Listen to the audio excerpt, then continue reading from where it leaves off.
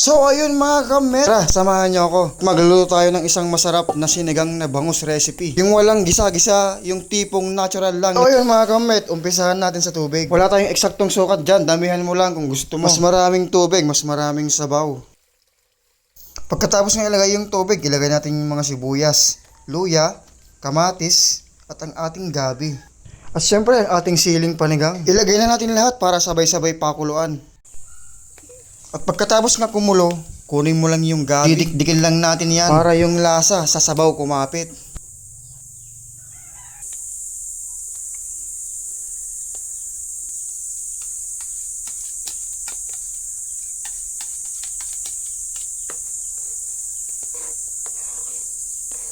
Pag okay na yung kulo, ilagay na natin yung ating mga bangus. Madali lang naman yan palambutin, mga 20 minutes okay na yan. So habang nagpapakulo tayo, nag-iisip lang ako ng pansahog.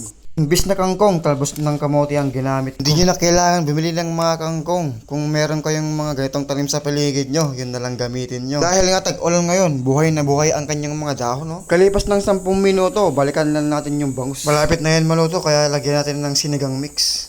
Gabi pala ginamit ko para sumakto sa nilagay nating gabi. Lagyan natin ng konting betsin. Siguraduhin mo ha, konti lang. Saka mo lagyan ng konting suka. Po, dito tinakaraw nga sukan. Malapit na maluto kaya lagyan na natin ng konting okra saka yung talbos ng kamote. Saka natin takpan. Mga 2 minutes, okay na yan. Huwag mo nang patagalin. Kumuha ka na ng mangkok. Umigop ka na ng sabaw.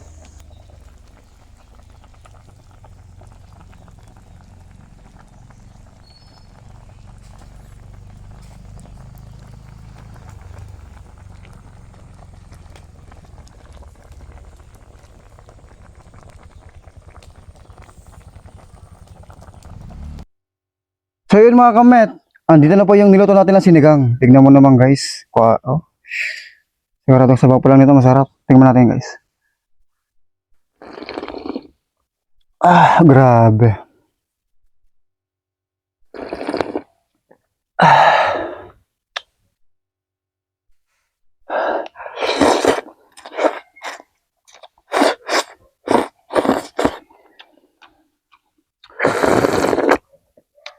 Grabe yung sabaw.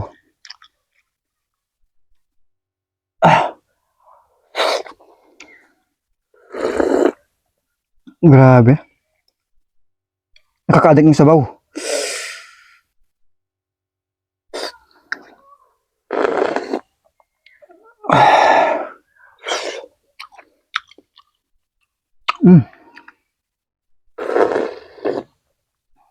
Kamet, pag gusto nyo po ng sinigang na bangus na hindi na nagigisa, sundan nyo lang po yung ginawa kong video hanggang sa umpisa. Para sa akin kasi mga kamet, mas masarap kasi yung sinigang na walang halong manti-mantika kaya mas the best to.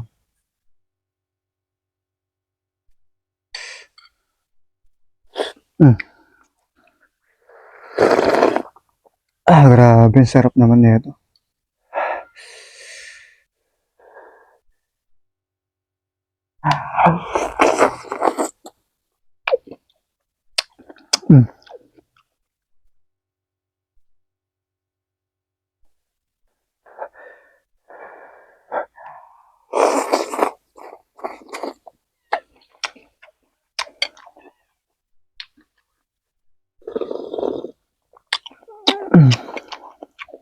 Solid kamet.